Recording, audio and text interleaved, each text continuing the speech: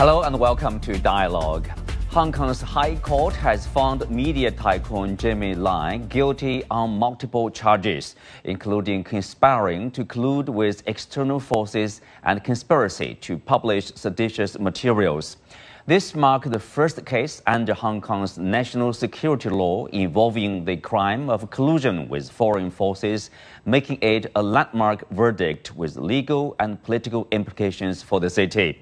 What do we know about the ruling and why does it matter for the city's security and stability? In the second half of the program, we'll turn to Japan, where we examine Tokyo's plan for a record-high defense budget in 2026 and the ongoing tensions in China-Japan relations. Join us for discussion today, live from Beijing. I'm Xu Qinduo.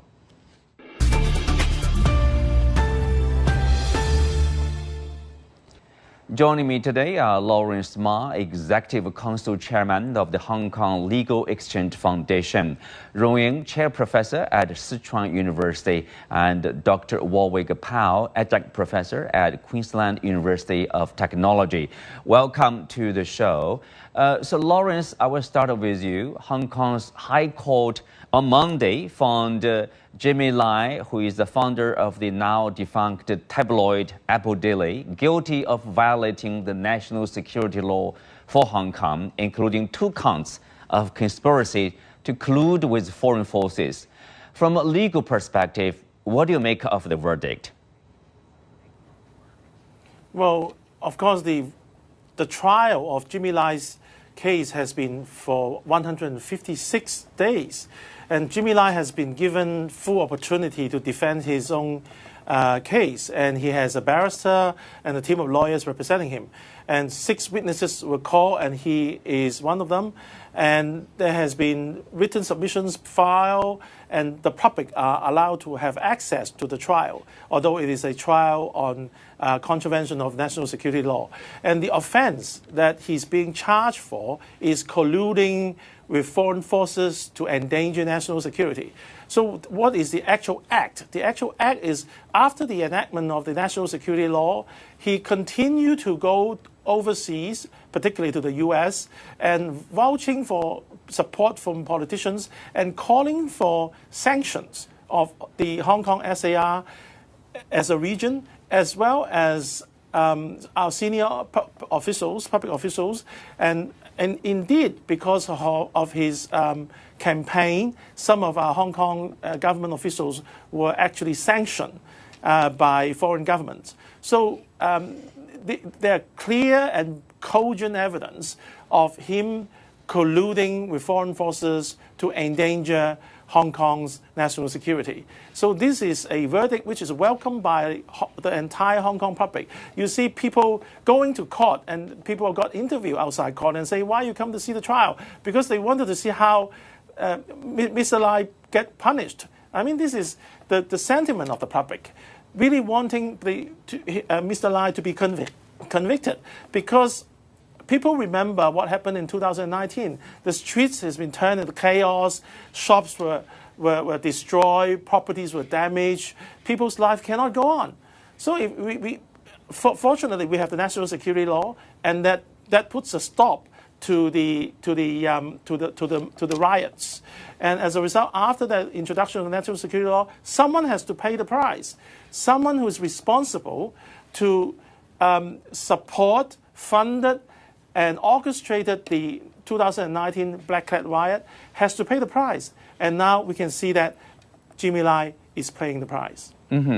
Warwick, if you look at the verdict, for example, one of the top judges, when delivering the verdict, he said that there is no doubt that Jimmy Lai, quote, harbored hatred for the People's Republic of China, citing his constant invitation to the U.S. to help bring down the government of China with the excuse of helping the people of Hong Kong.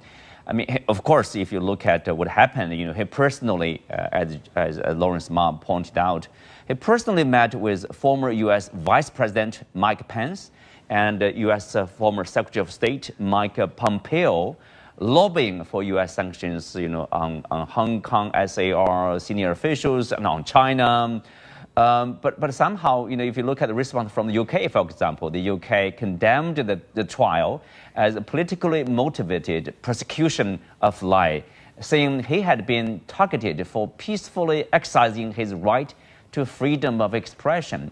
But here's the case, here's the point, collusion with the foreign forces against your own country, is that a part of your freedom of expression?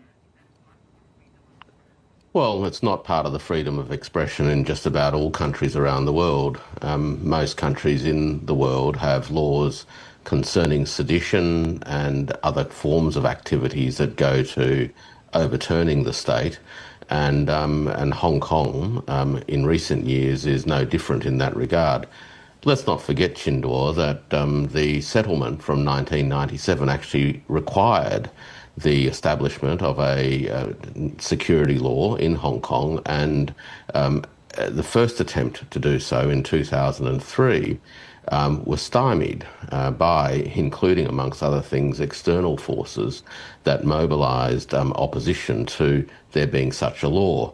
Now, at some point in time, it was necessary for a national security law to be enacted so that a proper regime could be put into place and make it very clear to everybody, make no mistake about it, that actions that go to undermining the security of one's country and the territories of one's country are illegal and will be tried through appropriate legal channels, and if found guilty, appropriate punishments will be meted out. So I think that that's the sort of broad backdrop. The fact that the British continue to intervene in relation to Hong Kong really speaks to a legacy of colonial exceptionalism. Let's face it, the British running Hong Kong for many, many decades, having secured Hong Kong at the end of gunboat diplomacy during the course of the Opium Wars, continue to pretend that somehow their views vis-a-vis Hong Kong matter.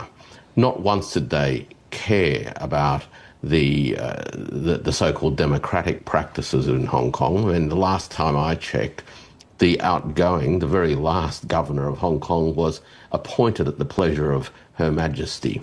Right? This was not a democratic process at all. The British have no legs to stand on, and now we have a national security law. Jimmy Lai broke those laws wantonly.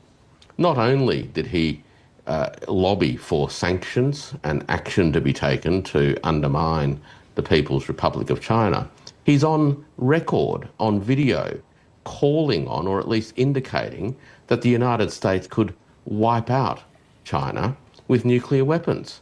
I mean, if that's not moves against your own country, then I don't know what is. Well, absolutely. So I don't know how it is that he could contemplate the idea that he's not guilty of sedition and treason. This judgment ran to hundreds of pages. Hundreds of pages. This is not a light decision.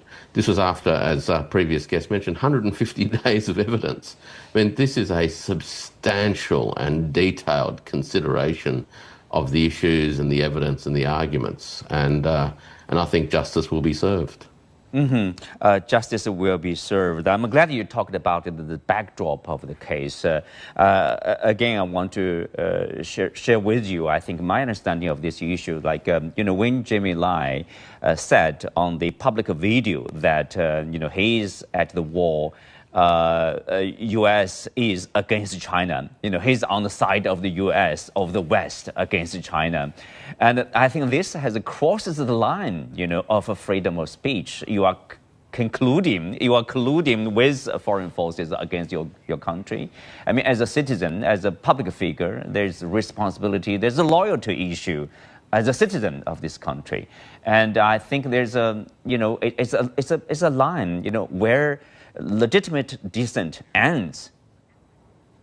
Fine, you have different opinions, you can be critical of the government, be critical of whatever, but there's a line of expressing that kind of dissent and being, say, treasonous, colluding with other countries against your country, against your government. So I think also, there's a need to understand for China, for Hong Kong, there is also a concern called national security that's fully legitimate. It seems to me there's somehow when the West launch attacks, on Hong Kong, on China, they conveniently missed that part or just bypass that part. There's no security concern in Hong Kong or China. As long as we call Jimmy Lai as a pro-democracy activist, so he's clean, he's innocent. If you sentence him to whatever crime, you are wrong. What's your response to that kind of overwhelming coverage? It seems to me it's very unfair. Yeah, look, it's a double standard by the part of the West. We've come to expect that, of course. And as I mentioned, the British have always considered that they have some exceptionalist right in relation to Hong Kong, simply because they lorded over Hong Kong as a colonial power. Those days are over. And we are now in an era where China's legitimate concerns, reflected through the national security law insofar as Hong Kong is concerned, need to be respected, and they are going to be respected by countries around the world. I mean, you can't run around the world applying double standards, thinking that somehow a territory of another country is your plaything. Right? Those days are over, as I said, and China is asserting its sovereign right in relation to the special administrative area of Hong Kong. Right. And this particular case, I think, makes it very clear to everybody around the world that China will apply the law and apply it firmly and fairly. Yeah, just like every other country, China is entitled to do whatever it takes to defend its national security.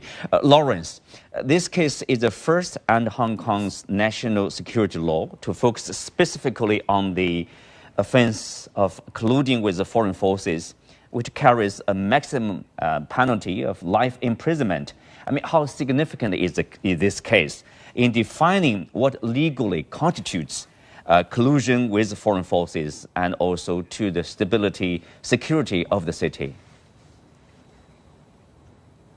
Well, what constitutes collusion with foreign powers? Of course, you need to have a foreign country's involvement to let you to collaborate with it.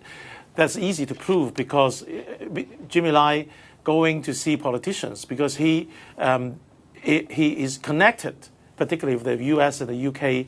Politicians, and you can see him on TV with those senior politicians in those countries. Things he said to them are made public, and some of that has become evidence. And then also he uses newspaper, the Apple Daily, now closed, for similar purposes because he have publications in Chinese, and this is a very popular newspaper and very inciting newspaper because a lot of people read that in Hong Kong, so particularly younger generations. So he was able to persuade people using various methods through his media to make sure whatever he wants to achieve can be done through these readers. And people read his newspaper and act according to what he advocated through the newspaper. Mm-hmm. And so that's easier to prove the case. Now, with respect to sentence, it is an offense which, if it's serious enough, it carries life imprisonment. There are two categories. One is 10 years imprisonment, under 10 years imprisonment. The other section is if it's serious enough, it will be more than 10 years to life. Now, I would have thought that he would be within the serious category. But the life imprisonment in Hong Kong, it doesn't really say that you have to be in prison till the end of your life. Usually it's a 30 years imprisonment. So far, he has been incarcerated since 2000, I believe. If I'm right, then he has already served 5 years imprisonment. So in that case, if he's to be sentenced, this 5 years will be deduct off from the total sentence he will serve. Mm-hmm. And another thing is, he has been charged for another offence, for incitement, I believe. And the question is whether he is going to serve these two sentences concurrently or consecutively.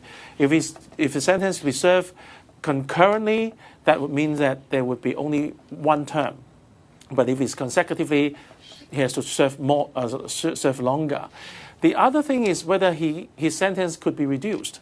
Now, usually, if you plead guilty to a charge, Hong Kong court will give you 1/3 deduction of your prison sentence. Now, the problem is he has spent 156 days in court, which means that taxpayer has to pay all this cost in prosecuting him, and now successfully done. He would not be considered as an admission of guilt or a confession. So his sentence would not be reduced because he has not pleaded guilty to the charge. So he will have to, if the sentence term is 20 years, for example, then he will have to serve 20 years exactly, and less the 5 years he has already served. That means he should have then 15 years to serve. Well, it is clear it's all based on the law, written law there. Thank you, Lawrence.